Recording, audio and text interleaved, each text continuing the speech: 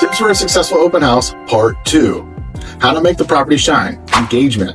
Okay, agent friends, you are in a people business. Greet visitors with kindness. Be welcoming and answer questions that they may have. Don't be pushy. What has your agent told you about the market is a much different question than, hey, do you have an agent? Can I be your agent? Can I call you? Stop being desperate. People can smell it on you. Collect contact information for the sellers.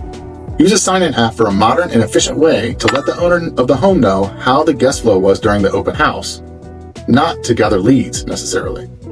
Deliver value. Provide information about the home that may not be online. Provide lender information, loan types, closing companies, home warranty, info like that and more. This way the buyers have something to reference later once they've left the open house. Do not forget to create a video walkthrough and go live. This can be a valuable tool for those who missed the open house and missed the opportunity of seeing your smiling face in person.